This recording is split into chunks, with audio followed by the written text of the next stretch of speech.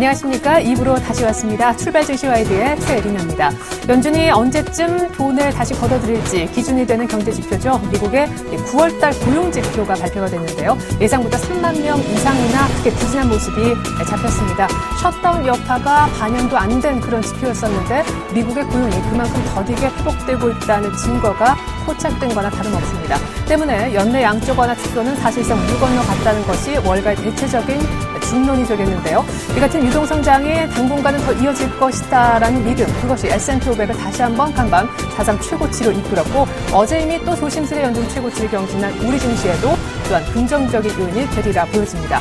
문제는 테이퍼링의 연기가 곧 달러의 약세를 또 한 번 불러일으키고 이것이 워낙 강세로 이어질 경우 지속적으로 우리 증시를 사는 외국인 수급에 다소 영향을 미칠 수 있다는 점에서 환율에 대한 관심도도 높여볼 필요가 있겠는데요.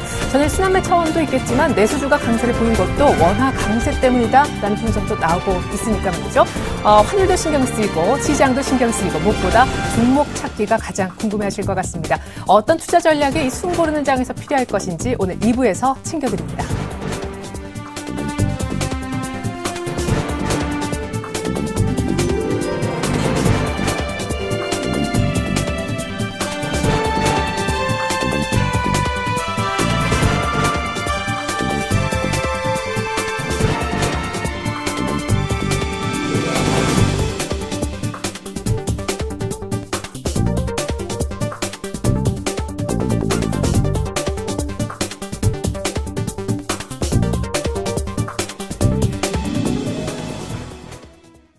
전일장 다시 보고 오늘장 미리 보는 리뷰 앤 프리뷰 시간입니다. 전일장 흐름 전문가들은 어떻게 정리하고 있을까요? 화면 함께 보시겠습니다.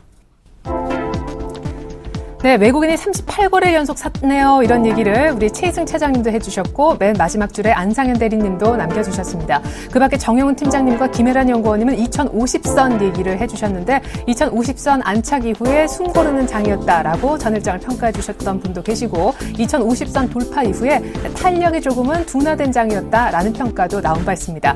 이 밖에 김영겸 주식팀장님은 중소형주와 내수주가 강했던 날이었다라고 평가를 남겨주셨네요.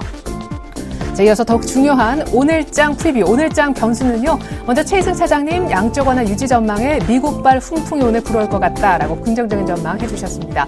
그리고 정영훈 팀장님은 실적 가지성 높은 실적이 좋아질 만한 중소형주를 이제 슬슬 관심 가져보자라는 의견 주셨고요. 김혜란 연구원님은 장기 박스권 돌파를 위해 약간의 숨고르기가 더 이어질 것 같다라고 전망해 주셨습니다. 그리고 재밌는 거는요. 김영겸 주식팀장님 그리고 안상현 대리님 모두 다 원화 강세 수혜주를 보자라고 하셨는데 원자재주 그리고 항공주 얘기가 등장했습니다. 특별히 동부증권 김혜란 연구원님 전화 연결돼 있습니다. 안녕하세요. 안녕하세요. 네, 2050선에 올라선 이후 탄력은 조금 둔화되고 있지만 추가 레벨업을 위한 아주 자연스러운 조정이다 이렇게 보시나 봐요. 네, 맞습니다. 전일 시장도 보시면 지금 해외 증시도 혼조세 보인 가운데서 외국인 매수에 힘입어서 속폭 상승 마감하는 모습을 보였습니다. 외국인들이 현물, 특히 비차익 프로그램 순매수까지 이어지면서 당직 내내 탄탄한 수급 유지하는 모습 보여줬는데요. 말씀하신 대로 지금 2050선 돌파된 이후에 좀 지수의 탄력적인 상승은 좀 제한되고 있는 모습이지만 그래도 이제 미국의 대외적인 정치적 리스크가 일부 제거됨으로 인해서 우리 시장의 하방 변동성도 좀 크게 축소되지 않았나 이렇게 보고 있습니다. 근데 다만 이제 코스피 2050이라는 선이 2년 동안 이어졌던 이제 장기간 박스권 상단이기 때문에 이 부분을 돌파하기 위해서는 약간 그 매물 출혈이라든지 속도 조절이 좀 지속될 수 있는 가능성이 높고요. 근데 이 과정은 이제 코스피 2050선을 돌파하기 위한 레벨업의 이제 일부 숨고르기 국면이라고 보고 있습니다. 지금 시장은 외국인들이 지금 사상 최지한 기간 38거래일 약 12조 원 넘게 순매수에 지속하고 있는 가운데서 장기적인 이제 상승 추세가 강화될 것으로 보고 있는데, 그래서 업종이나 종목 대응하실 때도 이제 수급이라든지 실적 모멘텀 겸비하고 있는 좀 경기 민감주들 비중 확대 전략 지속적으로 가져가는 것이 좀 바람직하다고 보고 있습니다. 특히 지난주에도 이제 말씀드렸는데 중국 3, 4분기 GDP가 시장 예상치에 좀 부합한 7.8% 지속하면서 이제 경기 회복세가 완연해지고 있는 모습이고요. 그렇기 때문에 중국 매크로 변수에 대한 민감도가 높은 최근 랠리 좀 주도주 자리했던 이제 화학이라든지 조선 업종 같은 경우에 뭐 업황 턴어라운드가 가셔야 되는 모습이기 때문에 오히려 장기적인 관점에서는 뭐 전일 오늘 만약에 조정시 비중 확대의 시기가 계속 가져갈 필요가 있을 거고요. 그리고 업종별 이제 순환매 차원에서 그동안에 이제 뭐 수익률 갭 메우기 과정에서 은행, 건설, 정유 업종에 대해서 이제 단기 트레이딩 관점 접근 가능하지 않을까 이렇게 보고 있습니다. 아까도 뭐 원화 강세에 관심 갖고 있는 종목들 말씀해 주셨는데 오늘장 그리고 최근에 이제 시장 볼 때는 외국인 수급 그리고 원달러 환율이 가장 중요한 지표가 아닌가 이렇게 보고 있습니다. 말씀드린 대로 코스피 2050선은 지금 2년 동안 장기 박스권 상단이고요. 그리고 원달러 환율 1050선은 지금 4년 동안 원달러 환율 최저점인데 지금 원달러 환율이 1060원인 과정에서 이제 1050선 아래로 하향 조정 원달러 환율이 하락하게 된다면은 외국인 순 매도세를 이제 이룰 수 있는 그런 요인이 될 수도 있기 때문에 코스피 시장의 이제 단기 고점은 이제 원달러 환율이 1050선 하락하는 부분이 되지 않을까 이렇게 좀 조심스럽게 보고 있고요. 따라서 이제 시장 종목 업종 대응하실 때 뭐 기본적인 수급 펀더멘탈 안에서 이제 원달러 환율과 외국인 수급 추이 지속적으로 지켜보셔야 될 것 같습니다. 그래요. 무엇보다 시장 포트폴리오를 짤 때 역시 메인은 경기 민감주라는 의견이셨고 소액업종은 단기 트레이딩 정도 역시 환율에 대한 외국인 수급과의 또 연동성 같이 좀 짚어서 얘기 들어봤습니다. 지금까지 동부증권 김혜란 연구원님과 함께 오늘장 미리 얘기 나눠봤습니다. 감사합니다. 감사합니다.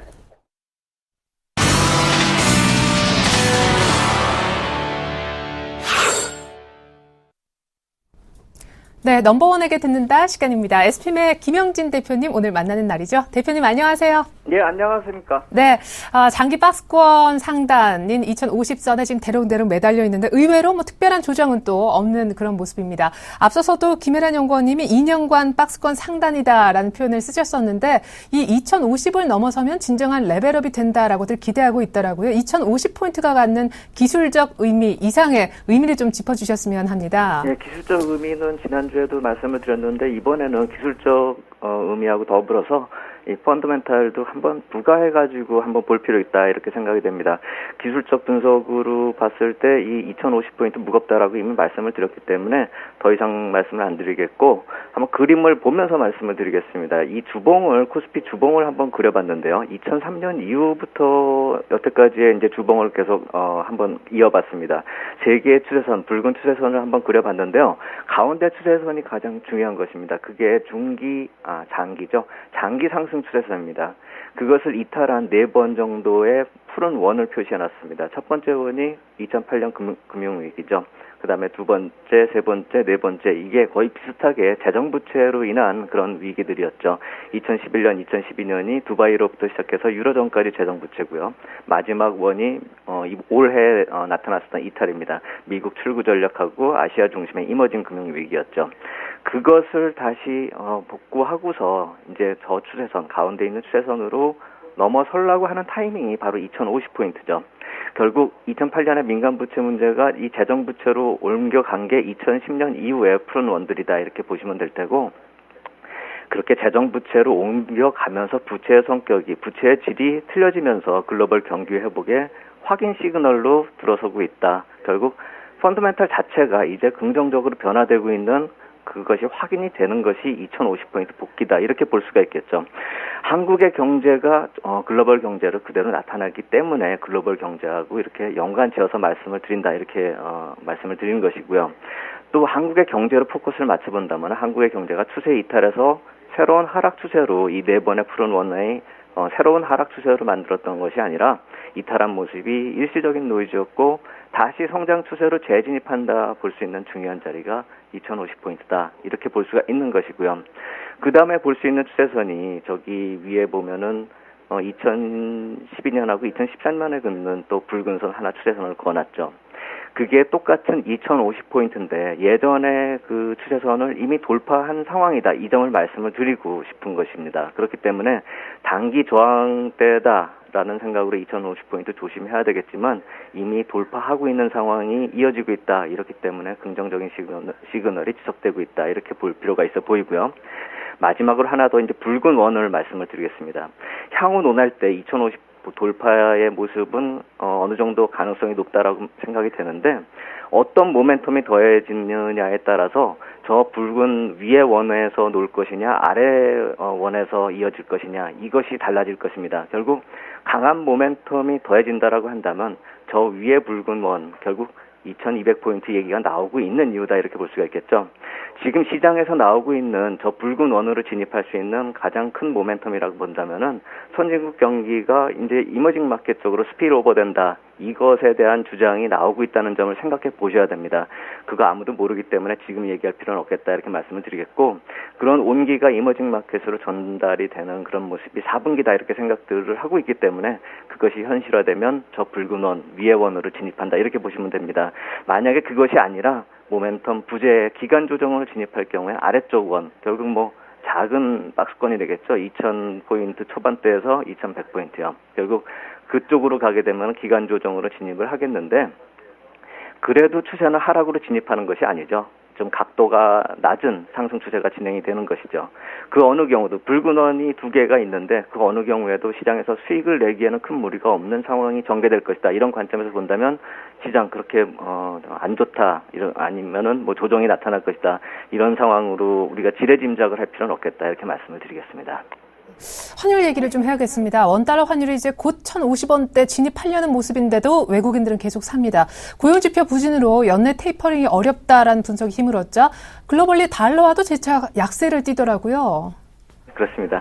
이제 외국인 쪽의 환율을 요전에 지난주에 말씀을 들었을 때는 1060선이 무너질 때를 한번 시그널로 보자 이렇게 말씀을 드렸는데 그것이 무너졌어도 별 변화가 없었습니다. 어제 그제요. 그렇다라고 본다면은 2050대 들어가는 거에 대해서도 우리가 변화 요인으로 볼 필요가 없이 이번에는 과연 어디까지 내려갈 수 있는지를 한번 생각해 볼 필요가 있어 보이고 올해 초에 만들어졌었던 1050원대의 저점이 지지선으로 과연 작용할지 이것에 대해서는 중장기적으로 불확실하다 이렇게 봐야 될 것입니다. 결국 원화 절상 추세가 기간이 많이 남았기 때문에요. 지금 12월에 출구 전략도 거의 이제 물 건너간 얘기처럼 되기 때문에 기간이 오랜 시간이 걸린다라고 놓고 본다면 올해 초에 있었던 1050원 저점도 아무도 모른다. 결국 그 아래로 갈 수도 있다는 점을 한번 생각해 볼 필요가 있겠다. 그렇다면 외국인 매수세를 1060원, 1050원 이 선에서 생각할 그럴 중단될 그럴 문제다. 이렇게 우리가 굳이 제한적으로 놓고 볼 필요는 없겠다. 이렇게 말씀을 드리겠고요. 한번 저쪽으로 생각을 해보겠습니다. 달러 환산 차트를 보면서 걔들은 과연 외국인 애들은 어떻게 우리 시장을 보고 있는가 이걸 한번 볼 필요가 있겠다라고 생각이 되는데요. 똑같이 2003년 이후에 주봉을 한번 그려놨습니다. 단지 달러로 환산한 차트입니다. 그리고 저항선, 지지선, 이 추세선도 그대로 그려봤습니다. 그 원화 추세를 그대로 달러로 환산한 것입니다. 우리가 보면 오히려 지금 추세가 안정적으로 가고 있다라는 것이 확인이 됩니다.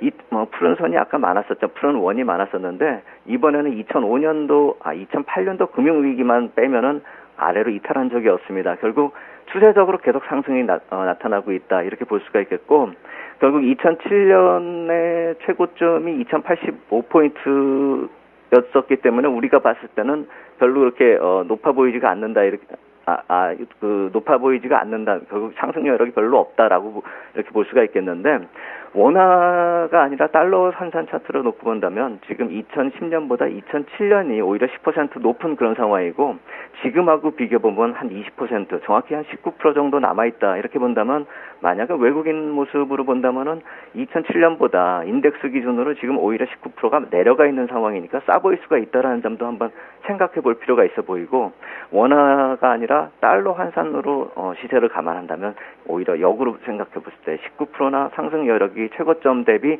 남아있다 이렇게 볼 수가 있겠고 테이퍼링이 10월은 완전히 물 건너갔죠. 12월도 힘들 것 같다 이런 전망이 나온다라고 한다면 이런 달러로 놓고 시장을 보는 관점도 필요하겠다. 한번 종종 이 차트도 한번 살펴볼 필요 있겠다. 이렇게 말씀을 드리겠습니다. 네, 외국인 관점에서 여전히 싸 보이는 한국 시장. 아까 추세 하락 가능성도 낮다 하셨고 잘 모르겠지만 선진국 경기 회복세가 가시화된다면 4분기에는 어떤 큰 모멘텀에 한번 들어올 수도 있다라고 하셨었는데 3분기 어닝 시즌을 맞아서 화학주 같은 것들 실적 발표와 맞물려 약간 조정의 기미도 보이고 이것을 다른 말로 순환매들이라고 이제 표현을 하던데요. 이익을 좀 극대화하려면 어떤 방법이 필요할까요?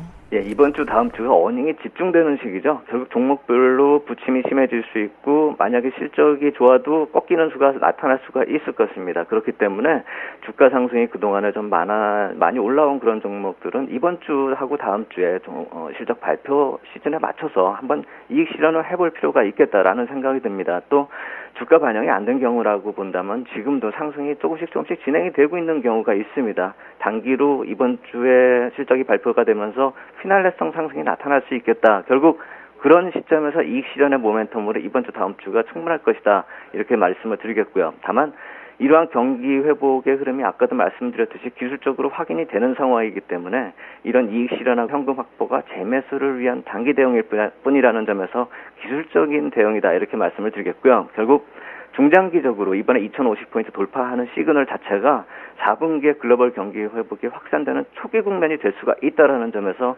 그런 점이 기술적으로 나타나고 있다는 점에서 전체적으로 봤을 때는 중장기적으로는 조정이 매수 관점으로 이용이 될 수가 있겠는데 실적 시즌이라는 단기 대응은 참 기술적으로 좀 대응할 필요가 있다. 이 말씀을 드린다. 이렇게 말씀을 드리겠습니다. 네, 전체적으로 바이앤홀드 전략 4분기까지 끌고 가도 좋겠지만 어닝 시즌을 맞아 약간 수익 실현해보는 것도 수익 극대화에 좋은 방법이겠다는 의견 감사합니다. 지금까지 SPM의 김영진 대표님과 함께했습니다. 잘 들었습니다. 감사합니다.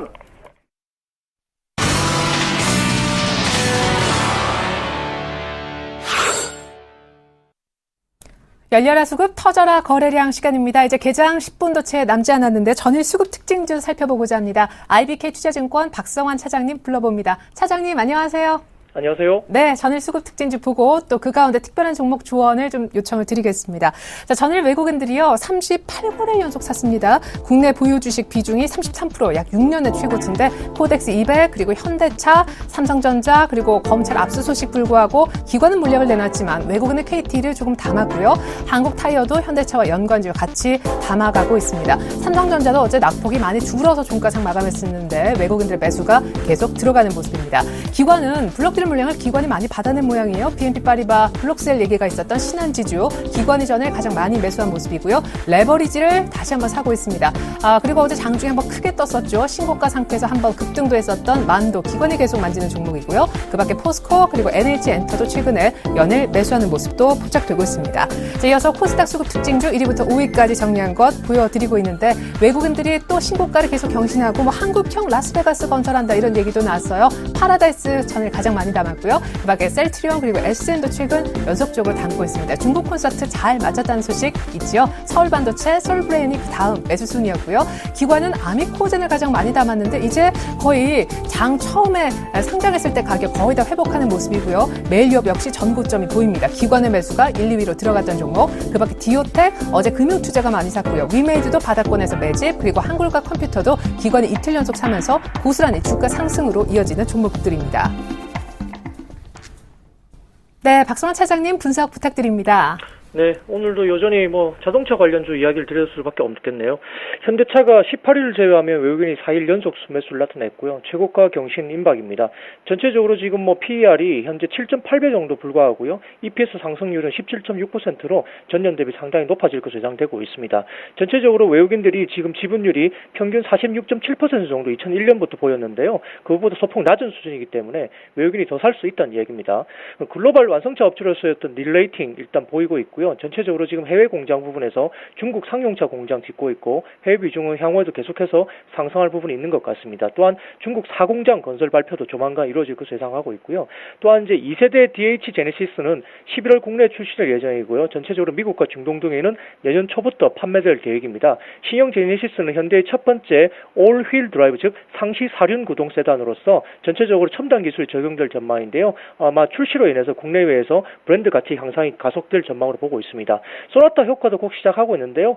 전체적으로 지금 98년 이후에 과거 세 번의 소나타 출시를 보면 현대차 주가가 국내 출시를 기준으로 전 6개월 동안 코스피를 29.1% 상회했습니다. 대조적으로 출시 이후에 상승폭은 좀 미약했기 때문에 따라서 내년 4월에 LF 소나타가 출시될 예정으로 있기 때문에 지금의 비중을 조금 더 확대할 시기라고 판단되고 있습니다. 26만 원 언저리 눌림목 매수와 목표가 29만 원 정도 제시하겠습니다. 관련해서 한국타이어 두 번째로 보겠는데요. 17일 제외하면 한국 외국인들이 6일 연속 순매수를 나타내고 있습니다. 본격적인 증설 효과가 글로벌 탑 5까지 진입 가능하게 하는 어떤 그런 부분이 되는데요.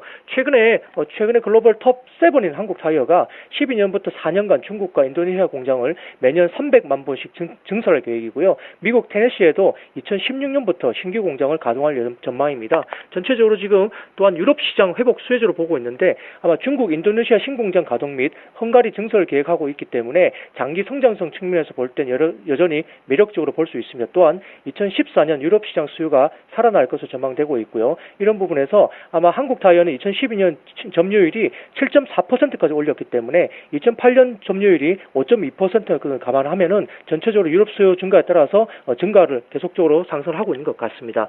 장기적으로 아마 가격과 판매가 동시에 어떤 높여지는 그런 전략을 계속하고 있는 것 같고요. 동사도 향후 타업체나 타이어 관련 사업을 인수할 의지가 있기 때문에 M&A를 통해서 글로벌 탑티어에 준하는 업체로 거듭날 수 있다고 판단되고 있습니다. 또한 벤츠 S클래스의 신차용 타이어를 공급하기로 했고요. 독일 투어링카 마스터즈 자동차 경주대회 공식 후원업체인 동사의 어떤 브랜드 인지도는 점차 상승하고 있다고 보고 있습니다. 65,000원 언더 눌림목 매수와 그리고 목표가 7만원 정도 제시하겠습니다.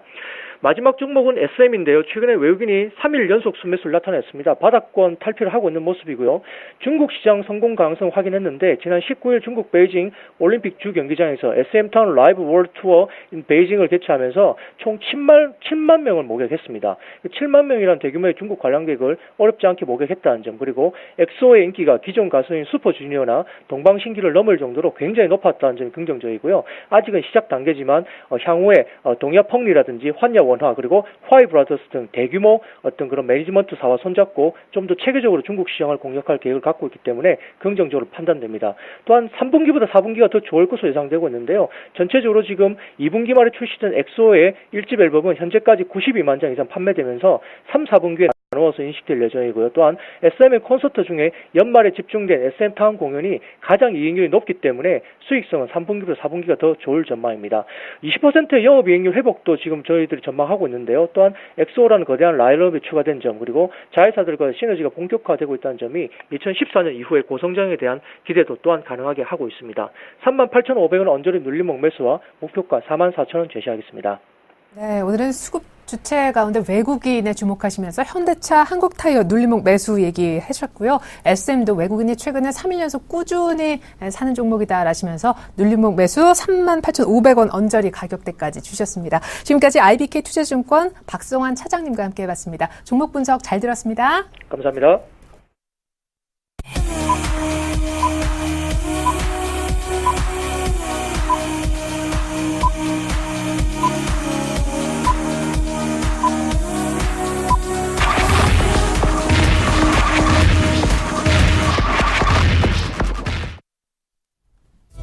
(10월 23일) 수요일 우리장 개장했습니다. 미국의 9월 고용지표가 상당히 부진해서요. 연내 양적 완화 축소는 힘들 것이다 라는 분위기가 마련돼 뉴욕 증시는 또 S&P 500이 사상 최고치를 경신했습니다.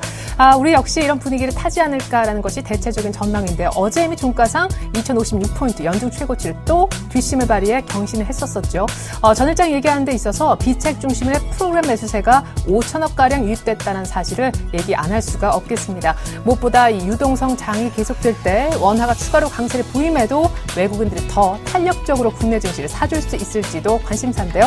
원화가 추가적으로 강세, 다시 말해 원달러 환율이 추가로 하락해도 외국인들이 더 많이 살 수 있다라는 분석도 앞서 들어본 바 있습니다. 자, 개장가가 나오는 모습인데 어머 2060이 보이네요. 출발 상황 더 자세하게 분석 들어보겠습니다. 골든이글 투자자문에서 정태근 팀장님이 나와주셨습니다. 안녕하세요. 네, 반갑습니다. 와, 진짜예요. 2060에서 출발하는 거? 네. 예. 참 언제 얼마 만에 보는 2060인지 모르겠네요. 2011년도 이후에 처음으로 보는 지수 때인 것 같은데, 최근에 사서 상당히 좀 반갑다 좀 봐야 될 것 같아요. 하지만 중요한 건 그 개인 투자분들이 시장이 상승할 때마다 펀드 환매가 좀 지속이 되고 있는데, 이런 부분들을 조금만 참아 주십사 하는 부분들도 좀 말씀 좀 드려보도록 할게요. 자, 일단 출발상 한번 살펴보게 된다면은, 코스피 같은 경우는 0.3% 상승 출발을 하게 되면서 드디어 2060포인트를 돌파한 2062.81포인트 현재 출발을 하고 있고요. 코스피뿐만 아니라 코스닥 같은 경우도 이제 기분 좋게 상승 출발을 하고 있습니다. 0.3%, 0.4% 정도 현재 상승 출발을 하게 되면서 533.99포인트 출발을 하고 있습니다. 과연 코스닥 지수가 535포인트를 좀 돌파를 하게 되면서 코스피와 마찬가지 추가적인 반등이 이어질 것인가 상당히 좀 기대가 되고 있는데 어쨌든 외국인의 수급을 한번 기대를 해보자는 그런 부분들도 좀 말씀드려 보도록 하겠습니다. 자, 그러면서 수급 한번 연결해서 좀 보도록 하겠습니다. 아침 쪽에 코스피 쪽에 외국인들 같은 경우에는 현선물 동반적으로 이제 매수 출발을 하고 있습니다. 전일 같은 경우에도 현물 쪽에서는 1,500억 그리고 선물 쪽에서는 1,000계약 정도 매수를 보이게 되면서 최근에 현선물 매수세가 좀 지속이 되고 있는데 오늘도 마찬가지로 기분 좋은 매수 출발을 하고 있고요. 자, 아침 쪽에 개인들도 25억 정도 매수 출발. 하지만 반대로 기관은 투신 쪽에 21억 정도 매도가 나오게 되면서 전체적으로 22억 정도 이제 매도 출발을 하고 있다는 부분들이 특징일 것 같습니다. 자, 코스닥 같은 경우에는 11연속 외국인들이 매수를 하게 되면서 어제도 309억 정도 매수를 했었는데 오늘 아침 쪽 같은 경우는 어제와 마찬가지로 매도 출발을 하고 있습니다. 그래서 어제와 마찬가지로 장 후반 쪽에 매수 전환되는지 한번 여부도 한번 체크를 해봐야 될 것 같습니다. 지금 현재 외국인은 12억, 기관은 22억 정도 이제 매도 출발을 하고 있고요. 개인은 코스피 시장과 마찬가지로 현재 33억 정도 매수 출발을 하고 있다는 부분들이 특징이라 좀 봐야 될 것 같습니다. 자, 마지막 시가총액 상해 종목들도 한번 살펴보도록 할게요. 먼저 코스피 쪽 한번 살펴보게 된다면은 전체적으로 상승 출발한 종목들이 현재 눈에 띄고 있습니다. 삼성전자가 0.3%, 포스코가 0.47%, LG화학이 0.98%, 현대중공업이 1% 넘는 급등 출발을 현재 하고 있고요. 하지만 반대로 현대모비스 같은 경우에는 마이너스 1% 그리고 KB금융이 마이너스 1% 정도 현재 하락 출발을 하고 있습니다. 자, 코스닥 쪽도 마지막으로 살펴보게 된다면은 파라다이스가 최근에 상승세가 상당히 무섭습니다. 오늘 아침 쪽 같은 경우도 2% 넘는 현재 급등 출발을 하고 있고요. 셀티리온이 0.4%, GS홈쇼핑이 0.4%, 태용이 0.9%, SFA가 0.78% 상승 출발을 하고 있습니다. 하락 출발하는 종목들 살펴보게 된다면은 서울반도체가 1.2%, 다음이 0.5%, 메가스터디가 0.4% 정도 현재 하락 출발을 하고 있습니다. 네, 코스피가 2060선을 보여주면서 멋지게 출발했고요. 코스닥도 533포인트 정도에서 개장을 했습니다. 일본 니케이도요, 어제 좀 쉬어가더니 오늘 0.5%가량 48% 오르면서 니케이 225 지수가 14,784포인트에서 개장을 하고 있습니다. 자, 오늘 환율 얘기가 앞서 굉장히 많이 나왔던 아침인데 달러화가 약세를 띠면서 고용지표가 부진했던 간밤 우리 서울 외환시장 분위기는 어떻게 시작이 되고 있을까요? KB 외환선물로 가보겠습니다. 정경팔 팀장님 안녕하세요. 네, 안녕하세요. 네, 1,060원이 확실하게 깨지면서 시작한다고요. 고용지표가 부진하면 양 방향이 모두 열려있다라고 하셨는데 원화가 추가로 하락 압력을 받는 것 같네요. 강세로요. 네, 그렇습니다. 오늘 서울 외환시장은 어제 종가 대비 4만 30전이 하락한 1,057원 50전에 개장을 했고요. 개장 이후 1,057원 30전까지 하락했습니다만 이 시간 현재 1,057원 70전에 거래가 되고 있습니다. 환율이 하락 압력을 받고 있는 것은 어제 저녁에 발표된 미국의 9월 고용지표가 예상보다 크게 부진한 모습을 보임에 따라서 미 연준이 연내 양적 완화를 축소할 가능성이 상당히 희박해졌고요. 이에 따라서 글로벌 달러가 전통화 대비 약세를 보였기 때문입니다. 미 정부의 폐쇄 때문에 예정보다 18일이나 늦게 발표된 미국의 9월 고용 보고서에 따르면 비농업 부문 일자리 증가 규모는 14만 8천 개 수준에 그쳤고요. 시장이 예상하던 18만 개에는 크게 미치지 못했습니다. 실업률은 7.2%로 전월 대비 0.1% 하락했습니다만 이는 시장에 크게 영향을 주지 못했습니다.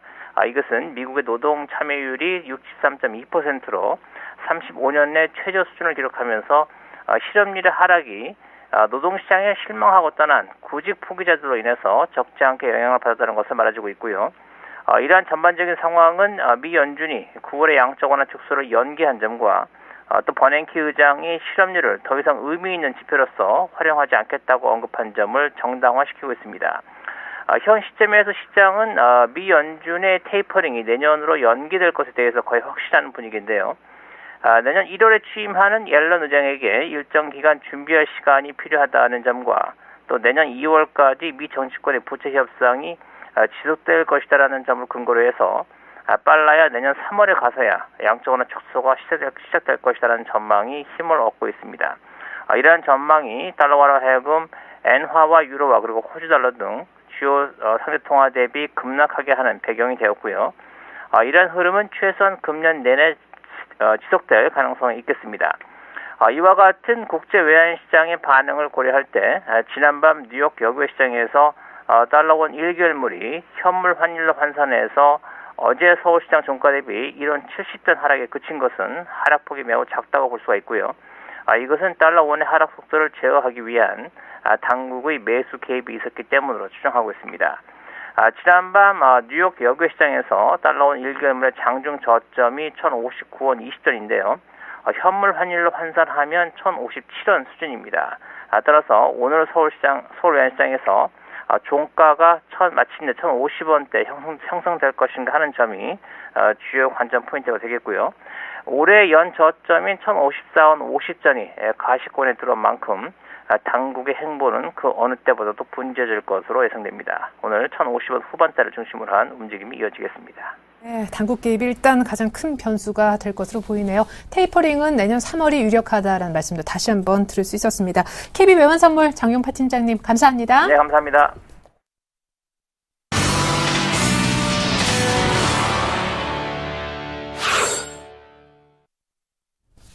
네, 오늘도 돌발 종목 제 눈에 오늘 많이 보입니다. 특별히 SK 하이닉스 얘기로 시작을 해야겠습니다. 국민주기 때문에 많은 개인 투자자분들한테 이 주가 하나의 흐름이 영향을 미치는 그런 종목이잖아요. 전일 크게 밀렸었어요. 장중 저점에서 끝이 났었는데 오늘 약간의 아주 미미한 반등 시도를 보이고 있습니다. 외국계 리포트 때문에 전일 밀렸다는데 사실인지 하락의 원인을 정확히 알 필요가 있어 보이고요. 두 번째 돌발 종목은 신도리코어라는 종목이 되겠습니다. 전일 3D 프린터 사업 진출을 한다 이런 소식이 있었습니다. 미국 업체하고 제휴 단독 독점 계약 이런 소식이 있었었는데 어제 상승폭은 많이 줄이면서 끝냈지만 오늘 흐름은 또 나쁘지 않아 보입니다. 마지막으로 제가 출발전 시와이드 1부에서 약속드렸던 이 종목 군들 봐야겠습니다. 애플이 신제품을 내놨잖아요. 새 아이패드 또 아이패드 미니, 아이패드 에어라는 제품이 나왔는데 관련주들 어떻게 좀 분위기가 살아나고 있는지 이렇게 새 종목군, 돌발 종목군을 한번 살펴보도록 하겠습니다. 압구정으로 나가야죠. 메리츠 종금증권에 계시는 김근호 과장님께 분석 요청드리겠습니다. 과장님. 네, 안녕하십니까? 네. 예, 일단 먼저 이 SK 하이닉스에 대해서 좀 말씀을 드리면, 일단 SK 하이닉스 같은 경우에는 사실 큰 문제보다는 역시나 이 매도 보고서에 의한 공습, 이 부분을 좀 말씀드릴 수 있을 것 같은데요. 일단 모건 스탠리 쪽에서 SK 하이닉스에 대한 매도 보고서가 좀 나왔습니다. 일단 이 외국계 증권사인 모건 스탠리가 내놓은 매도 보고서의 영향으로 사실 주가가 전일에 좀 급락하는 모습을 좀 보여줬는데요. 또 여기다가 이 디램 현물 가격의 조정 그리고 경쟁사인 이 미국 쪽의 마이크론의 주가가 하락하는 부분들, 그러니까 여러 가지 좀 악재들이 전거래일에 좀 겹쳤기 때문에 주가락이 좀 크게 나온 것 아닌가라는 말씀을 좀 드리고 싶고요. 지난 7월에 그 1차 모건 스탠리 쇼크가 좀 있었는데 또 이번에는 2차 공습으로 좀 불릴 정도로 또 모건 스탠리에서 다시 한번 좀 매도 보고서가 나왔다라는 말씀을 드리고, 기관 같은 경우 한 300억 넘는 주식의 순매도 규모를 SK 하이닉스에서 좀 쏟아내면서 일단 좀 주가 하락을 좀 부추기는 모습들을 좀 보여줬습니다. 시종일관 매물들을 좀 쏟아냈는데, 일단 외국인 같은 경우에도 장중 한때는 좀 팔자로 좀 돌아서는 모습들을 좀 보여줬습니다. 역시나 이 보고서의 영향이 좀 크지 않았나라는 말씀을 좀 드리고 싶고요. SK 하이닉스뿐만 아니라 일부 종목에 대해서 조금 매도를 매도 의견을 좀 내놓는 모습들, 그러니까 전체적으로 의견을 좀 종합해 보면 이 수출에 관련된 수출 관련주보다는 국내 시장 상황을 현재 봤을 때는 내수 관련주들이 조금 더 유리하다라는 의미에서 전체적인 포괄적 전략을 좀 가져간 것으로 보이고요. SK하이닉스 같은 이 IT 전기전자 종목들은 거의 대부분이 수출 주도형이기 때문에 이런 부분에서 좀 타격을 받지 않았나라는 말씀. 그리고 이 디램의 현물 가격 역시도 하락 반전을 좀 보여주는 부분들을 제가 말씀드렸는데, 이 반도체 현물 가격이 하락세로 좀 돌아섰습니다. 이 시장 조사 기관인 이 디램 익스체인지에 따르면 2GB 디램 현물 가격이 14일 기준으로 2.32달러에서 22일 기준으로 2.21달러, 그러니까 한 0.1달러 정도 떨어졌습니다. 그리고 또 SK하이닉스 같은 경우 이 중국 공장 화재 이후에 좀 오름세를 보였던 이 디램 현물 가격이 이 주요 반도체들이 잇따라 증산 계획을 좀 발표들을 하면서 결국에는 하락 반전으로 좀 마무리가 되는, 하락 반전으로 좀 돌아서는 모습으로 좀 됐다. 이런 부분들 역시도 전거래일에 좀 큰 폭의 주가 하락을 좀 이끌었던 악재로 좀 작용을 한 것이 아닌가라는 말씀을 좀 드리고 싶습니다. 그러나 일단은 SK하이닉스 같은 경우는 굉장히 좀 많이 올랐기 때문에 오히려 조정의 경우에는 조금 매수의 관점으로 좀 접근을 해봐도 되지 않을까라는 생각을 가지고 있고요.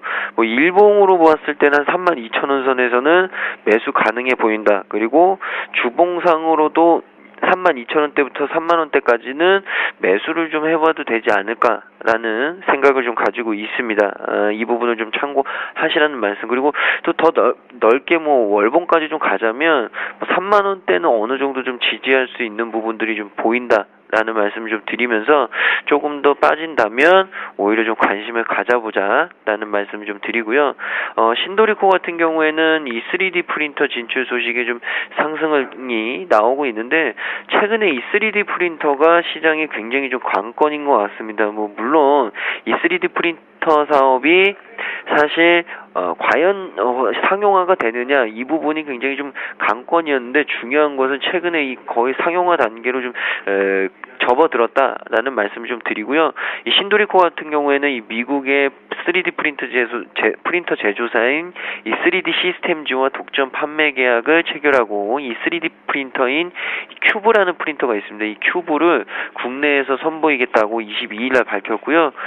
신도리코가 이 출시하게 되는 큐브라는 이 3D 프린터는 이 3D 프린터로 굉장히 좀 다양한 재료 컬러의 사용도 가능하고요. 그리고 재료 전환이 일단 굉장히 좀 비교적 쉬운 장점이 있다. 결국에는 굉장히 조작이 쉽다라는 부분으로 좀 받아들이시면 될 것 같고 인쇄물의 이 두께 자체가 굉장히 좀 두껍기 때문에 이 빠른 출력을 좀 기대할 수 있다. 그러나 역시나 고가의 3D 프린터에 비해서는 조금 약간 정밀성은 떨어지는 부분들은 있지만 충분히 매스하게 그러니까 굉장히 좀 다수를 공략하기에는 충분히 좀 좋은 3D 프린터가 아닐까라는 말씀 좀 드리고 싶은데 그래서 이런 부분들이 신도리코가 굉장히 좀 강하게 상승을 뿜는 원재료가 됐다라는 말씀 좀 드리고 싶고요. 어제 같은 경우에는 일단 윗꼬리가 좀 달렸는데 사실 오늘 같은 경우 좀 운봉이 나올 줄 알았는데 오늘 갭상승 이후에 굉장히 강한 밑꼬리가 좀 달리고 있습니다. 근데 중요한 것은 조금은 지켜봐야 될 것 같고요. 지금 자리에서 공격적으로 좀 매수 참여하시기에는 조금 부담스러운 부분이 아닐까라는 말씀 좀 드리고 싶습니다. 그래서 지금 너무 바로 공략하시는 것보다는 사실 조금 기다렸다 공략하시는 부분이 맞을 것 같고요. 대응을 잘 못하시는 부분들은 지금 상태에서는 너무 무리하게 좀 따라 붙으시면은 분명히 좀 조급해질 수도 있다라는 말씀을 좀 드리고 싶습니다.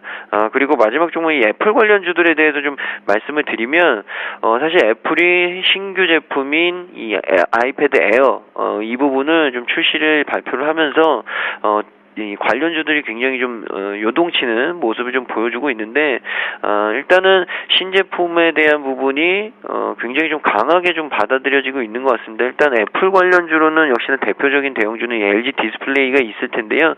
이 애플의 아이패드 에어 그리고 아이패드 미니 등 신제품을 잇따라 발표를 하면서 이 부품업체들의 수혜에 대한 기대감 이 부분이 좀 강하게 나오고 있는 실정입니다. 이 아이패드 에어가 특히나 눈에 띄는데 이 기존 아이패드에 비해서 한 20% 두께가 얇아졌고요. 무게도 한 30% 좀 가벼워졌습니다. 그러니까 굉장히 좀 얇아지고 가벼워진 제품이다라는 말씀을 좀 드리고 이 아이패드 미니 같은 경우에는 레티나 디스플레이를 탑재를 했기 때문에 굉장히 좀 해상도를 개선을 시켰습니다. 이 부분도 좀 주목을 해주시고 일단 이 아이패드 신제품 같은 경우에는 기존 고객의 어떤 교체 수요를 좀 자극하는데 어느 정도 좀 충분히 작용을 할 수 있다. 그리고 기존 제품을 사용하는 유저들이 최근에 이 교체 수요에 대한 주기가 좀 어느 정도 왔기 때문에 이 부분을 좀 공략을 한 것 같고요. 이 교체 수요에 대한 도래 그리고 신제품 출시로 아이패드 판매량 자체가 전체적으로 좀 늘어날 수 있다라는 말씀을 좀 드리고 싶습니다. 그래서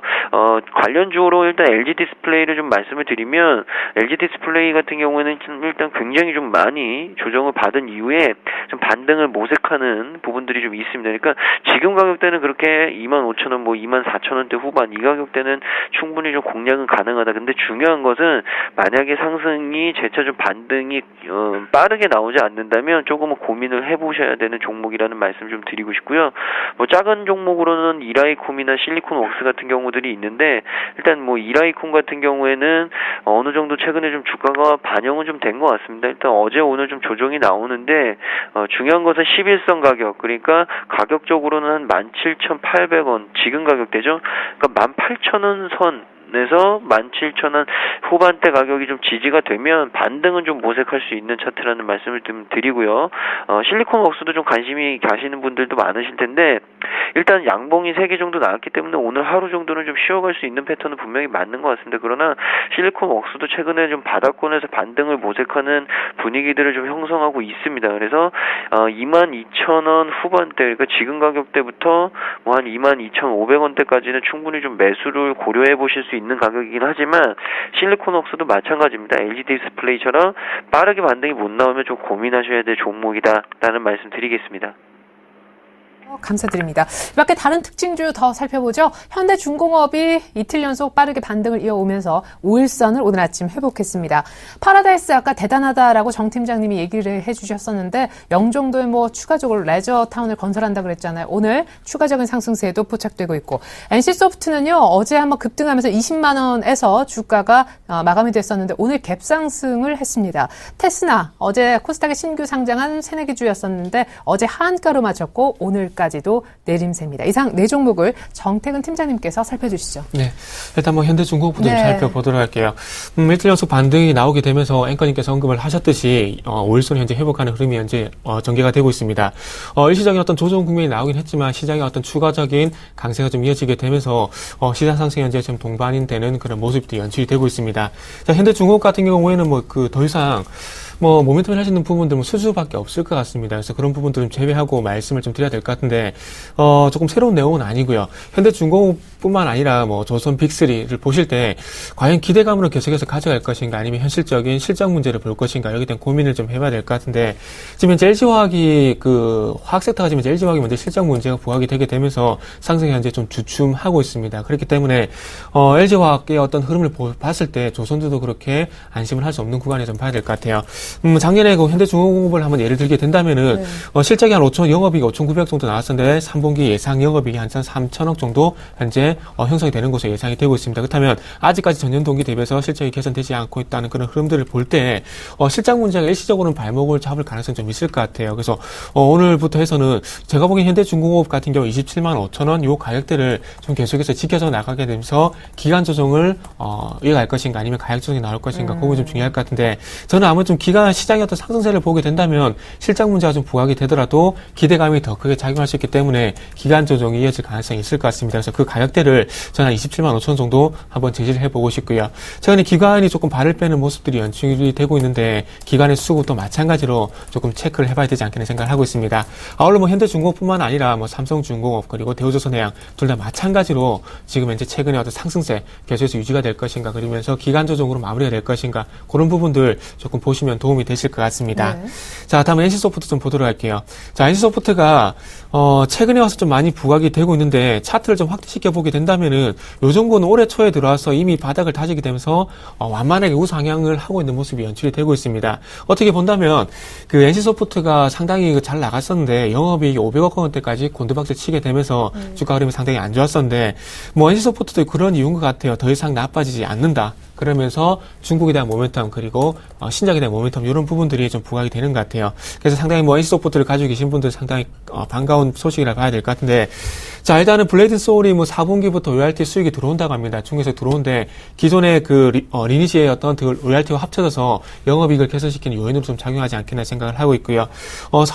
그리고 또 나오는 소식을 들어보니까 4분기 말 그리고 1분기 초에 중국 길드워2 그리고 내년 1분기에 미국과 유럽 쪽의 와일드스타 어떤 신규 신작에 대한 얘기가 나오고 있는데 어쨌든 지금은 신작에 대한 모멘텀이라 좀 봐야 될 것 같고 그래서 이런 부분들이 서서히 실적적으로 반영이 되게 되면서 이전에 보여줬었던 실적 성장세 이런 부분들을 좀 봐야 될 것 같아요. 그리고 한 가지 NC소프트 긍정적인 얘기를 좀 드려보자면은 최근에 네오에이지 게임즈도 조금 바닥을 다치면서 현재 위쪽으로 좀 올리는 흐름이 나오고 있는데 게임 업체가 이전에 초영주였던 모바일 게임 신작 쪽으로 많이 모멘텀이 발생이 됐었는데 최근에 조금은 그 업황이 구조적으로 좀 개편이 좀 되는 것 같아요. 어떤 자본력이라든지 그리고 시장 영향력이 큰 대형 게임사 쪽으로 이런 영향이 상당히 좀 커지고 있는데 최근에 그 컴투스가 합병을 했던 것들을 볼 때 좀 사업 구조 어떤 재편, 그 업황 재편이 다시 한번 이루어지는 것 같습니다. 그래서 소형 쪽보다는 제가 보기에는 이제는 좀 대형조 쪽으로 다시 한번 조금 눈을 돌려보는 것도 괜찮지 않겠는 생각이 들면서 NC소프트라든지 게임빌 그리고 뭐 네오이즈 게임즈 같이 대형사 쪽으로 게임즈에 관심 있으신 분들은 좀 체크를 해보시면 도움 되지 않겠나 생각을 하고 있습니다. 네. 자, 다음 파라다이스. 파라다이스 같은 경우는 거의 중국의 가장 큰 수혜를 좀 보고 있다 좀 봐야 될 것 같아요. 네. 중국 관광객이 늘어나게 되면서 제주도의 어떤 면세점이라든지 그리고 카지노 이런 수혜가 상당히 많이 크게 작용을 하게 되면서 최근에 외국인의 수급이 상당히 강력하게 좀 들어오고 있더라고요. 근데 이런 부분들뿐만 아니라 이런 상승세였던 그 불을 지필 만한 또 소식이 나오고 있는데 그 파라다이스 자회사인 파라다이스 세가삼이라는 회사가 파라다이스 시티를 영종도에 좀 그 복합 단지를 이제 만들 예정인데 이게 인천공항에서 한 1.1km 정도밖에 거리가 안 됩니다. 그렇기 때문에 가장 큰 수혜가 되지 않겠나 이런 부분들이 얘기가 나오는데 계속해서 파라다이스 같은 경우는 중국 모멘텀이 좀 발생이 좀 될 것 같아요. 근데 이 기대감이 언제 소멸이 되냐가 향후에 좀 주가 방향 결정성이 좀 되지 않겠나 생각을 하고 있고요. 그래서 파라다이스 같은 경우는 어쨌든 최근에 상당히 긍정적인 소식이 많이 나오고 있는데 일단은 외국인의 수급을 보시면서 외국인의 수급에 좀 연동된 그런 전략을 좀 가져가시면 되지 않겠나 생각을 하고 있고요. 네. 그래서 1차적으로 어떤 그 모멘텀이 29,000원 위쪽 부분에서 29,000원과 3만원 부분에서 좀 형성이 되지 않겠나 생각을 하고 있습니다. 자, 마지막으로 테스나. 테스나 같은 경우에는 자, 어제 조금 급락을 하고 난 이후 오늘 쪽에도 5% 하락을 하고 있는데 이유는 어제와 좀 마찬가지로 봐야 될 것 같습니다. 이 회사가 시스템 반도체 쪽에서는 삼성전자, SK 하이닉스 그리고 시장 점유도 한 40% 육박을 하고 있기 때문에 회사적인 내용에 대해서는 그런 부분들이 없는 것 같아요. 최근에 만약 이 회사가 반도체 후공정 쪽으로 상장이 됐다면은 급등세가 이어졌겠지만 시스템 반도체가 아직까지 부각이 되지 않고 있다는 게 가장 큰 이유라 봐야 될 것 같고요. 공모 경쟁률도 보니까 600% 상당히 넘었더라고요. 그래서 공모주 청약에 들어갔던 물량들이 일시적으로 조금 쏟아지게 되면서 유통 물량에 대한 부담이 좀 일시적으로 부각이 되는 것이 아닌가 생각이 되고 있습니다. 하지만 어제 말씀을 드렸듯이 어제 급락 그리고 오늘까지 이어지는 이런 급락들이 향후에 다시 한번 시스템 반도체나 유통 물량에 어떤 부담이 완화가 되게 된다면은 좀 반등을 줄 가능성도 있기 때문에 조금 기대를 해봐도 되지 않겠나 생각을 하고 있습니다. 그래서 차트적인 어떤 유사성은 아미콘젠이라는 회사를 좀 보시면서 좀 참고를 하시면서 대응하시는 게 좋을 것 같아요. 그래서 지금은 조금 접근하시기보다는 유통 물량이 해소될 때까지 조금 기다려 보시는 게 좋지 않겠나 생각을 하고 있습니다. 그럼 아미코젠은 네. 어떻게 됩니까? 어제까지 많이 오르던데요. 예. 아미코젠은 최근에 바이오 섹터가 좀 부각이 되게 되면서 네네. 동반적 반등을 좀 주는 것 같아요. 이 회사 같은 경우에도 한 51,000원 정도 하락을 했었다가 지금 최근에 반등을 주고 있는데 지금 최근에 레고캠 바이오라든지 그리고 아이센스라든지 이런 회사들과 상당히 유사한 패턴을 이제 보여주고 있습니다. 그래서 이런 패턴을 볼 때 바이오 헬스케어 관련 종목들과 좀 연동된 흐름, 그러니까 이 회사 같은 게 예전에 항생제에 대한 원료를 만드는 회사라고 말씀드렸는데 어쨌든 바이오 헬스케어 그리고 신약 그런 부분들이 몸통에 부각이 되게 돼서 바이오 헬스케어 부분의 어떤 반등의 어떤 묻어가는 후광 효과, 저는 그런 부분들이 조금 최근에 주가를 이끄는 것이 아닌가 생각이 되고 있습니다. 그래서 바이오 섹터 부각이 되게 된다면 이 종목도 추가적인 반등이 가능하지 않겠나, 이렇게 조금 전략을 제시해 보도록 하겠습니다. 네, 그래요. 자, 아미코젠 얘기까지 추가로 한번 들어봤습니다. 오늘 현대상선이 급등합니다. 회사채 차환 부담을 털었다는 분석이 들어오고 있고요. 대림산업이 어제 뒤늦게 실적을 공시했는데 약간은 실망을 안겨주는 것 같아요. 오늘 주가 흐름도 살펴보겠습니다. 종근당이 오늘 또 52주 신고가 흐름이고요. 오성 LST가 1,200억 원대 공급 계약이 해지됐다는 소식 급락하고 있습니다. 매일 유업이 중국 모멘텀 딛고 오늘 갭 상승 4%대 상승세가 유지가 되고 있는데 김근호 과장님 살펴주시죠. 네, 먼저 이 현대상선에 대해서 말씀을 드리면 이 산업은행이 전날에 만기 도래 회사채 2,800억 중에 80% 그러니까 2,240억에 대해서 차환 발행이 완료가 됐다라고 밝혔고요. 이 지난 9월 17일 차환 발행 심사위원회 결의로 이 지원 대상 기업으로 사실 선정이 됐었고 22일 기존 회사채가 만기 도래함에 따라서 일반 회사 제 2,016억 원에 전환사채 224억 원을 더해서 일단 산업은행이나 증권사 등에서 총액 인수를 좀 실행을 합니다. 일단 이번 차환 발행으로 이 현대상선이 연말까지 이 회사채 차환 부담에서 좀 어느 정도 벗어나게 됐다라고 산업은행은 좀 판단을 하는 것 같고요. 일단 안정적으로 자구 계획, 그러니까 스스로 좀 어느 정도 일어날 수 있는 부분들, 이런 부분에 대한 이행 그리고 영업 실적 개선 등을 추진할 것으로 좀 기대를 하고 있습니다. 그래서 일단 은행 관계자 쪽에서는 회사채 시장 정상화 방안을 통해서 회사채 차환 발행 지원 업종이 건설, 해운, 조성 이렇게 3개 업종 외 다른 업종 기업도 주채권은행을 통해서 차환 지원 신청이 가능하다고 얘기를 했는데, 일단 현대상선을 비롯해서 일단 차환 발행이 조금은 차환 발행들이 연달아서 좀 이어질 수도 있다라는 말씀을 좀 드리고 싶고요. 또 한 가지 이슈가 이 통일부 류일재 장관이 전날에 또 이 서울 외신기자클럽 초청 간담회에서 사실 2008년도에 금강산 관광 사업이 좀 중단된 이후에 이 국내 정부가 사업 재개를 안 하겠다고 말한 적은 없다. 그래서 이번 정부 역시 사업을 재개할 용의가 있다라고 밝혔고요. 일단 사업이 5년간 중단된 원인은 분명히 있다. 그 원인과 북측이 져야 할 책임이 분명하게 좀 규명이 되고 책임 있는 조치가 이루어진다면 사업이 재개될 수 있다. 이 부분도 피력을 했습니다. 그러니까 현대상선 입장에서는 이 금강산 관광 재개에 대한 기대감, 거기다가 차환 부담 이런 완화 이 부분들이 호재로 좀 작용을 하면서 오늘 상승폭이 좀 나오고 있는데, 일단 현대상선 같은 경우에는 오늘 굉장히 좀 큰 폭의 상승, 지금 수준이 좀 중요한 것 같습니다. 일단 16,000원을 돌파를 하고 일단 18,000원에 대한 가격 트레이가 한 번쯤 나올 것으로 생각이 드는데, 일단 지금 상태 오늘 굉장히 좀 급등을 했기 때문에 바로 따라 붙어야 된다. 이 부분보다는 만약에 근데 지금 상태에서 거래량까지 터져준다면 붙는 게 맞는데 지금 아직 거래량이 그렇게 의미 있게 좀 터지진 않은 것 같습니다. 그래서 조금 추세를 보시고 현대상선을 좀 공략하시는 말씀, 그리고 가지고 계신 분들이 있으시다면 충분히 홀딩을 해도 된다라는 말씀을 드리고 싶고요. 대림산업 같은 경우에는 일단 뭐 공시가 나왔죠. 일단 최근에 이 건설사들의 실적 발표 이 부분이 굉장히 좀 이슈가 되는 것 같습니다. 대림산업 역시도 이 3분기 실적 부진에 대한 약세 이 부분이 굉장히 좀 주가로 반영이 되는 부분들. 그러나 일단 대림산업뿐만 아니라 대부분의 건설사들이 좀 실적에 대해서 굉장히 좀 안 좋은 모습들을 갖고 있는 것 같습니다. 근데 중요한 것은 실적 발표가 이미 완료가 됐는데 다음 분기는 과연 어떻게 됐느냐 이 부분인데, 일단 다음 분기에 대해서는 조금 고민을 해보셔야 된다. 오히려 다음 분기는 좀 좋아질 수 있다라는 생각이 들거나 그런 부분들이 좀 밝혀진다면 오히려 조정폭이 좀 나올 때는 매수 관점으로 좀 봐야 되지 않을까라는 말씀을 드리고요.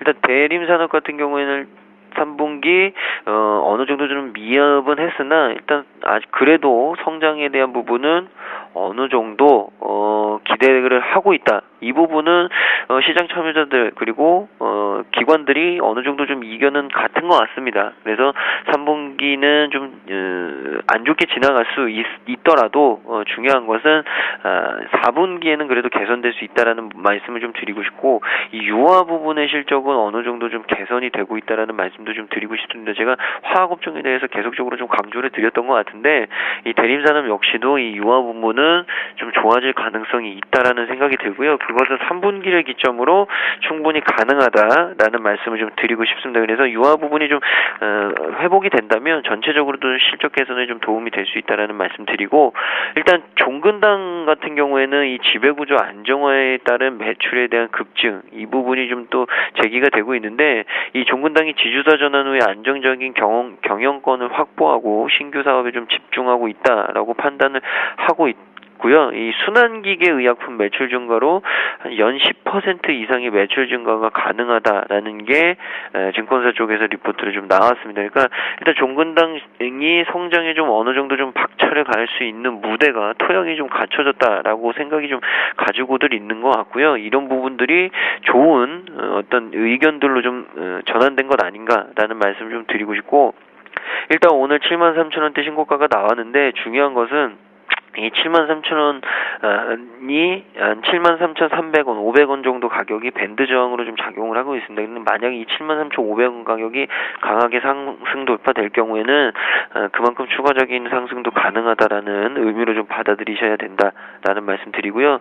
그러나 지금 수준 많이 올랐기 때문에 조금은 확인이 필요하다. 그러나 가지고 계신 분들은 역시나 종근당 역시 홀딩 관점 다시 한번 강조드리고 싶고, 오성 LST 같은 경우에는 이 공급 계약의 해지 이 부분에 있어서 좀 하락세가 나오고 있습니다.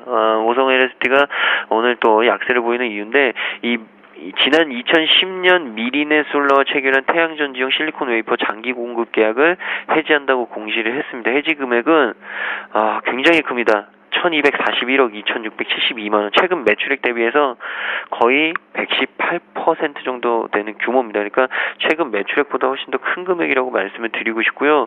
그에 따라서 굉장히 좀 급락을 하고 있는 것 아닌가라는 말씀을 드립니다. 근데 중요한 것은 일단 이 부분이 과연 언제까지 좀 반영이 될 수 있을지는 확인을 해봐야 될 것 같은데, 일단 2,600원이 좀 지지되고 하향 돌파가 나오지 않는다면 2,600원대에서는 반등이 나올 수 있다. 그러나 2,600원이 지지되는지 안 되는지를 좀 확인하시고 매수 접근을 하시라는 말씀 다시 한번 드리고요. 메일유업 같은 경우에는 최근에 중국 기대감이 좀 있는 것 같습니다. 이 중국인들이 최근에 이 우유 유제품에 대한 소비가 굉장히 좀 늘어나고 있다라는 얘기들이 좀 나오고 있습니다. 역시나 중국 관련된 이슈를 가지면 얼마나 주가가 상승할 수 있는지, 빠르게 상승할 수 있는지를 보여주는 종목이 또 메일유업 아닌가라는 말씀을 좀 드리고, 이 중국 정부의 자국 기업 60% 퇴출 계획, 그리고 수입 통관 기준 강화에 따라서 직수입 완제품 시장에서 이 메일유업이 굉장히 좀 입지를 강화할 것이다. 그리고 중국 수출액이 굉장히 좀 대폭으로 증가할 수 있다. 이런 부분들이 좀 제시가 되면서 오늘 메일유업이 굉장히 좀 강한 상승을 보여주고 있는 것 아닌가. 그러나 일단 갭 상승했기 때문에 조금은 천천히 하시라는 말씀, 음봉 하나 정도 나오면 공략을 해보자 말씀드리겠습니다. 네. 자, LG유플러스와 KT 등 통신주 좀 봐야겠습니다. 검찰 압수소식 불구하고 KT는 하루 만에 반등했고요. LG유플러스가 나흘 연속 차곡차곡 양봉을 이어나가고 있습니다. 대한항공 역시 똑같은 패턴인데요. 원화 강세 수혜주이기도 해서 같이 좀 살펴보고요. 인터파크가 오늘 여행업 쪽의 고성장세 분석이 나오면서 신고가를 그려내고 있습니다. 그리고 이달 들어서만 거의 30% 가까이 급락하고 전일 하한가 맞았던 인성정보. 주가 왜 이렇게 급락하는 건지 사유는 없다는데 짧게 한번 살펴보겠습니다. LG유플러스, KT 통신주부터 보죠. 네, 일단 KT가 압수수색이 전일 있었는데, 네. 이런 부분 좀 일시적인 좀 부분이라 좀 봐야 될 것 같습니다. 왜 그러냐면, 통신주 같은 경우는 SK텔레콤, 외국인 같은 경우는 SK텔레콤의 매수 상당히 집중을 하고 있고요. 하지만 LG유플러스 같은 경우에는 기관이 현재 상당히 집중을 하고 있는데, 이 얘기를 제가 왜 말씀을 드리냐면, 지금 현재 어쨌든 외국인과 기관 매수 두 부분을 나눠봤을 때 통신주 섹터에서 KT는 최근에 적극적으로 매수를 하지 않았다는 겁니다. 근데 만약에 외국인과 기관이 만약 KT에 좀 집중을 했었다면 이런 압수수색이 나오게 된다면 전체적으로 찬물을 끼얹는 그런 현상이 발생이 될 수 있겠지만은 그것은 아니라는 겁니다. 그래서 최근에 가입자당 매출이 증가를 하고 있다는 부분들과 동시에 외국인들 같은 경우 배당을 현재 노리는 것이 아닌가 생각이 되고 있기 때문에 이런 부분들을 볼 때 SK텔레콤, LG유플러스 쪽에 매기가 집중이 되고 있다는 것은 KT의 어떤 압수수색 소식은 일시적으로 마무리될 가능성이 크다 이렇게 좀 봐야 될 것 같습니다. 하지만 이런 부분이 일시적으로 마무리가 되더라도 어떤 매기 어떤 상승폭이라 할 수 있겠죠. 이 상승폭은 SK텔레콤과 그리고 LG유플러스 쪽으로 집중이 될 가능성이 있기 때문에 어느 종목을 누가 사는지를 섹터 내에서 꼼꼼하게 살펴야 될 이유가 통신주 섹터에서 좀 상당히 조금 좋게 표현이 된다 좀 보시면 될 것 같습니다. 그래서 이런 부분들 참고하시면서 외국인의 수급을 따르겠다. 그러면 SK텔레콤을 사시고요. 그리고 기관의 수급을 따르겠다 하신 분들은 LG유플러스 쪽으로 접근하신다면은 좋은 결과가 있지 않겠나 생각을 하고 있습니다. 자, 다음은 대한항공 빠르게 좀 살펴보도록 할게요. 최근에 원화 강세 1,060원까지 하락을 하게 되면서 좀 부각이 되고 있는데요. 일단은 그 원화 강세를 보이게 된다면은 어쨌든 원가 전략 항공유에 대한 항공유 돌발 수 있는 단가가 하락을 할 수 있기 때문에 상당히 호재라고 좀 봐야 될 것 같은데 이런 효과가 과연 얼마만큼 미칠지가 좀 중요할 것 같아요. 지금 현재 원화 강세가 지속이 되고 있는 흐름 속에서 이런 부분들이 3분기보다는 좀 4분기에 반영이 될 가능성이 상당히 크거든요. 그래서 이런 그 원화 강세에 대한 수대감들이 기대감으로 끝날 것인가, 이런 부분 실적까지 이어질 것인가, 그런 부분 중요할 것 같은데 일단은 지금 최근에 반등 기관의 매수가 좀 이어지고 있습니다. 그래서 기관의 수급을 보시면서 좋은 고점인 4만 원 돌파가 과연 이루어질 것인가, 이런 부분들 한번 체크를 해보시고요. 자, 인터파크 같은 경우는 최근에 그 해외 관광객이 상당히 좀 급증을 하게 되면서 수혜가 좀 받는 것 같습니다. 네. 인천공항이 현재 국제 여행객이 상당히 많이 늘어나고 있던 통계치가 최근에 많이 발표가 되고 있는데 이런 부분에 대한 수혜가 지금 항공주 쪽으로는 가지 못하고 오히려 인터파크 쪽에 좀 부각이 되고 있는데 아무튼 인터파크 같은 경우에는 그 온라인 항공권 시장에서 지금 40% 점유율을 차지하고 있던 부분들이 좀 부각이 되고 있는 것 같습니다. 그래서 이런 그 해외 여행객 증가로 인한 투어 부분 매출 증가, 이런 어떤 연결고리를 최근에 기관 쪽에서 리포트가 현재 나오고 있는데요. 네. 어쨌든 중요한 건 이런 그 해외 관광객이 증가를 하게 되면서 2분기 144억 원을 기록했던 영업이익을 얼마만큼 큰 폭으로 개선시켜 나갈 것인가. 최근에 그 인터파크의 어떤 그 영업이익 같은 경우에 지금 100억에서 140억 정도에서 계속해서 유지가 되고 있거든요. 그렇다면 이 유지가 실적 박스권이어야 될까요? 이 실적 박스권을 얼마만큼 빠르게 그리고 얼마만큼 큰 폭으로 증가를 해주느냐가 제가 보기엔 상승폭을 좀 더 확대시키냐 아니면 완만하게 올라가냐 좀 이렇게 결정이 될 것 같습니다. 네, 그래서 짧게 인성 정보만 좀. 네, 예.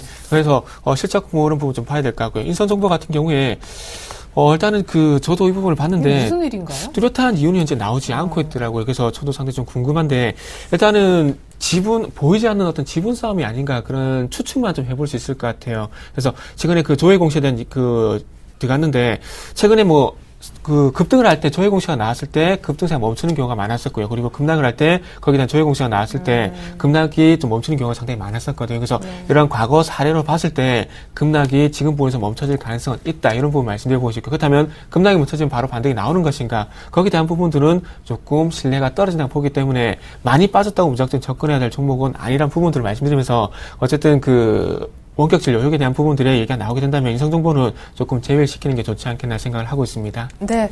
자, 숨을 좀 쉴 여유를 드리고 싶긴 한데, 그래도 오늘장 조언이 너무 궁금해가지고요. 정태근 팀장님, 코스닥이 4거래일째 오르면서 오늘 수급은 그다지 좋지 않지만 530선 그래도 안착을 다시 한번 노려보고 있거든요. 네. 위쪽으로 좀 535포인트 돌파 못하기 좀 아쉬워요. 네. 그래야지 개인분들도 조금 계좌가 늘어날 텐데. 그래서 제가 최근에 어떤 흐름을 보니까 이런 말씀 좀 드릴게요. 코스닥 반등, 엔터테인먼트, 방송, 모바일 게임 이쪽을 좀 관찰을 하자 좀 말씀드리고 싶은데 최근에 홈쇼핑 포함한 방송 섹터하고요. 그리고 SNK 같은 엔터테인먼트 관련주 그리고 모바일 게임 쪽이 올라오게 되면서 시장이 반등을 주고 있는데 그렇다면은 요 섹터가 좀 추가적으로 반등을 주게 된다면은 시장은 추가적으로 올라가지 않겠나 생각을 하고 있습니다. 그래서 요 종목이 또 만약 요 섹터가 많이 꺾이게 된다면은 또 마찬가지 조정을 받을 것 같고요. 그래서 저는 코스닥 추가 반등의 포인트를 한번 잡아보는 그런 섹터를 엔터, 방송, 모바일 게임 쪽으로 한번 선정을 해보고 싶습니다. 네, 장 초반에 외국인들이 팔았었는데 지금 다시 매수 전환한 가운데 코스피는 약간 상승폭이 줄었지만 2060은 유지합니다. 이런 가운데 김근호 과장님의 한 말씀 또 들어보죠. 과장님. 네, 저도 마찬가지인데 일단 지수는 어느 정도 계속 우상향할 가능성이 있습니다. 그 이유가 환율을 좀 살펴봐야 되는데 환율이 지속적으로 좀 빠졌음에도 불구하고 외국인이 매수폭을 계속적으로 좀 꾸준하게 늘려갔다는 거죠. 그러니까 지금 외국인들은 국내 원달러 환율에 대해서 그렇게 크게 관심은 없습니다. 물론 지금 수준에서 많이 더 빠진다면 그때부터는 고민을 하겠지만 지금 수준 1,060원에 대한 지지를 계속적으로 좀 얘기를 하고 있고 1,060원이 깨질 경우 그리고 1,050원에 대한 우려감 이런 부분들이 좀 나오고 있는데 사실 제 개인적으로는 1,060원이 깨지더라도 시장은 그렇게 크게 충격이 있을 거라고 싶을 정도로 지금 환율보다는 일단 외국인 투자자들은 국내 시장의 어떤 펀더멘탈 자체의 매력을 느끼고 있기 때문에 시장은 당분간은 굉장히 견고하게 버틸 가능성이 좀 크다라는 말씀을 좀 드리고 싶고요. 일단 그간 우려감이었던 이 테이퍼링 그리고 양적 완화 축소 이 부분 역시도 고용이 그렇게 좋지 않았기 때문에 일단 연기에 대한 다시 한번 자신감을 좀 받습니다. 그러니까 결국에는 여러 가지들이 단기적으로 충격을 줄 만한 요소들이 그렇게 많지 않다라는 생각을 좀 갖고 있고 중요한 건 대형주 그러니까 코스피 대비해서 코스닥이 과연 언제 오르느냐 이 부분인데 저 개인적인 생각으로는 코스닥은 지금 수준 그러니까 540포인트 선만 조금 트라이가 나온다면 그 이후부터는 굉장히 가볍게 올라갈 가능성은 있다. 그러나 역시나 지금 수준이 매물대가 굉장히 좀 많은 코스닥 수준이기 때문에 그에 따라서 코스피 대비해서 좀 못 올라가는 경향이 좀 있는데 중요한 것은 대형주도 지금 굉장히 좀 많이 올랐습니다. 그러니까 지금 상태에서 코스피와 코스닥을 좀 비교하기는 좀 애매한 것 같고요. 오히려 코스닥 같은 경우가 상승론은 조금 더 있지 않을까. 그러나 중요한 것은 매물을 좀 소화해내야 된다. 이 말씀 드리겠습니다.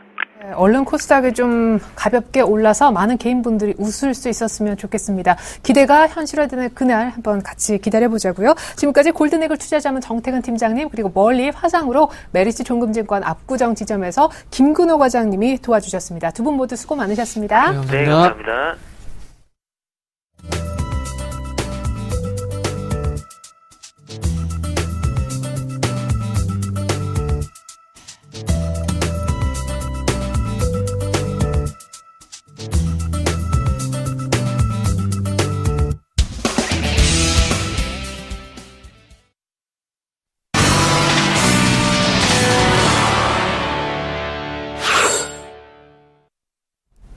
네, 아이고 좀 상승폭이 줄었습니다. 코스닥은 음봉으로 바뀌면서 지금 하락 전환까지 됐고요. 코스피도 250선대로 약간은 주저앉았습니다. 선물 시장 동향 파악해 보려고요. 샘플러스 김정 멘토님 불러봅니다. 주쌤 나와주세요. 안녕하세요. 네, 안녕하세요. 네, 전일 아침장에 조금 빠지는 것 같았었는데 11시, 12시 구간에 빠르게 만회하고 한 시가 정도에서 끝내더니 오늘 274 트라이를 하고 있네요. 네, 맞습니다.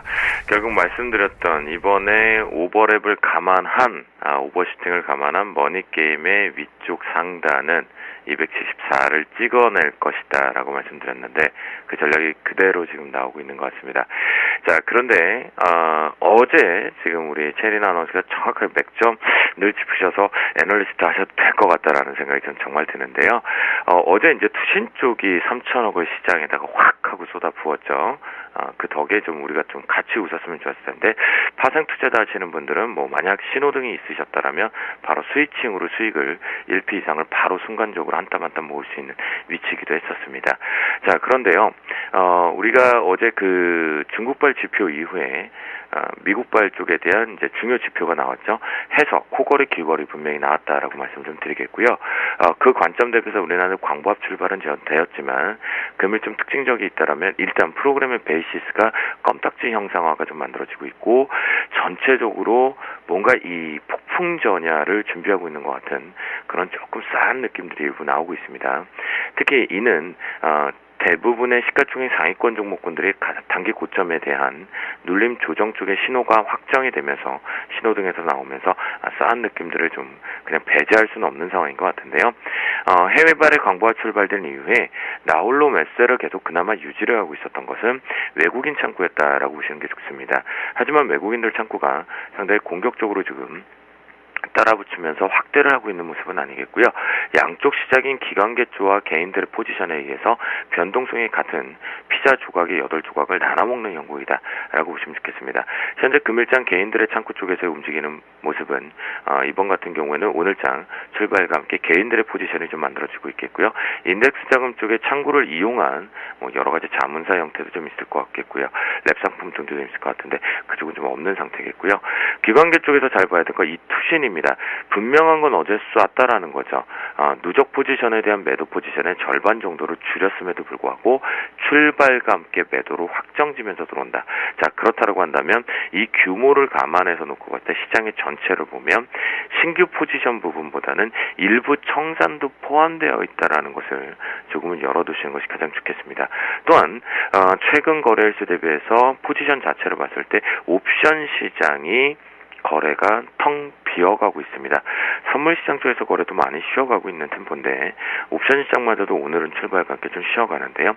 개인들만은 이제 매세가 좀 공격적으로 그나마 10억대가 넘어가고 있겠고 외국인과 기관계 쪽은 없다라는 부분입니다. 특히나 금융투자 창구 같은 경우에는 콜옵션의 매도 포지션을 잡고 풋옵션 쪽에서도 일부 매수를 제외하고 그다음에 매도 포지션을 좀 일관되고 있다라는 것이 좀 특징 전화가 이번 주의 특징이겠고요. 풋옵션 쪽의 좀 상황을 보면 그나마 시장 출발과 함께 오늘 활발하게 그나마 거래되고 있는 건 풋옵션 시장이었지만 역시 시장이 증가가 되면서 옆으로 장중이 진행이 됨에도 불구하고 풋옵션 쪽의 증가 부분들은 없다. 미비하게 관망세로 이겨서 포지션 자체만 그냥 잡혀나가고 있다라고 볼 수가 있겠는데요. 조금 이게 이제 중요한 상당히 기로점에 놓여 있는 위치인 것 같습니다. 그러니까 272 이때에서 274 5대 여기가 매물대라고 볼 수는 없을 것 같고요. 선물 쪽에서는 이제 외국인들과 기관 중에 롱 포지션 쪽에 대한 롤오버 부분은 그 부분은 발생돼도 아직 그렇게 매도 포지션에 대해서 물량에 대한 부담 요소는 아직까지는 특징적으로 좀 없다라고 저는 판단을 하고요. 자, 한간에 그런 얘기가 좀 돌던데요. 통상적으로 미리 말씀을 좀 드릴게요. 어제 어이없는 얘기를 하나 들어서 미리 좀 생방송에서 말씀드리겠습니다. 자, 개인 투자자는요. 4월 물러의 롤오버가 정상적으로는 어렵습니다. 반드시 체크하세요. 사전과 사후증거금 제도 때문에 그렇기 때문에 무슨 개인 투자자가 9월물을 갖고 있다 12월물로 이 메이저와 가치를 오르고 안 됩니다. 청산하고 재매수 관점으로 좀 보셔야 된다. 그거 좀 열어줬으면 좋겠고요. 좀 어이없는 현상을 어제 들어서 여러분 좀 현명한 투자자죠. 그러니까 놓치지 마시면 좋겠고요. 프로그램 차익과 비차익 쪽에서 동반해서 매수세가 좀 들어오면서 차익 쪽이 이제 들어오면서 비차익 쪽의 매수세를 좀 화답을 시켜주고 있는데 아직까지는 베이시스 상황을 놓고 본다라면 프로그램 매도 유발은 아직까지는 그냥 시기적인 상조다. 전반적으로 나오려면 베이시스의 상태를 좀 잘 봐야 된다. 2점대 후반부 좀 부담스럽고 2점대는 부담스럽긴 하지만 분명한 것은 아직까지는 2점대 부분에서는 매수 기조가 좀 지속되고 있다는 거 가장 특징이다라고 말씀드리겠고요. 자, 금일 이제 대응 전략적으로 좀 보겠는데요. 바로 이것만 기억하겠습니다. 자, 드디어 나왔습니다. 외국인과 투신 쪽입니다. 외국인과 투신이 한쪽 쏠림입니다. 자, 지금 현재의 강도는 투신 쪽의 매도 강도가 세거든요. 양쪽 모두 다 매도로 전환되게 되면 네, 고점 매도 정확하게 확정 지으면 된다라고 말씀을 좀 드리도록 하겠고요. 매수를 잡으면 아직 고점을 조금 더 확인해야 되는구나, 위로 더 가겠구나라고 똑같은 동전의 양면처럼 해석을 하시면 된다라고 말씀드리겠고요. 자, 신호등에서 어제 요거 하나만 보여드릴게요. 어제 부분에 대해서 신호등이 그럼 잡았나 못 잡나 결과치로 보여드리겠습니다. 바로 잡았죠. 그리고 매수 슈팅이 그대로 날아갑니다. 이보다 쉬울 수는 없다라는 거죠. 우리 선물 옵션 하시는 분들, 현물 투자하시는 분들, 지치신 분들은 저와 함께 하시는 것도 좋을 것 같다라고 말씀드리겠고요. 자, 그러면 오늘도 어떻게 되는지 보겠습니다. 빨간 등에서 올라 붙었죠. 그리고 확정 녹색등 밑으로 내려왔죠. 예, 매도 포지션 맞다라고 말씀을 좀 드리도록 하겠습니다. 자, 그래서 금일 황금 라인을 잡아드리면요, 273.55로 설정을 좀 해드리도록 하겠습니다. 현재 기준점이 상당히 중요한 자리이기 때문에요, 273.55를 정확하게 이렇게 안착하지 못하면 매도 포지션으로만 일관하자. 어제의 관망세 오전 말고 오늘은 매도를 조금 주력적으로 집중해보자라고 말씀드리도록 하겠습니다. 네, 참으로 신기한 신호등 시스템을 자체 개발하신 샘플러스 김도영 멘토님과 함께 오늘도 황금 라인 찾아봤습니다. 어제는 관망이었지만 오늘은 약간 매도 쪽의 전략을 세워주셨습니다. 감사합니다. 네, 감사합니다. 네, 고용지표가 이렇게 부진한데 셧다운 여파도 없었는데도 불구하고 이렇게 안 좋은데 연내 양적 완화 축소는 무슨, 이런 분위기가 형성되면서 유동성장에 대한 지속 기대감에 코스피는 오늘 장 초반 한때 2060을 돌파했었습니다만 여전히 상승 탄력은 둔화돼 있고요. 코스닥도 지지부진합니다. 원달러 환율이 오늘 드디어 1,050원대로 강하게 아래쪽으로 열립니다. 연저점까지 위협할 기세네요. 출발 증시와이드 2부 마칩니다. 고맙습니다.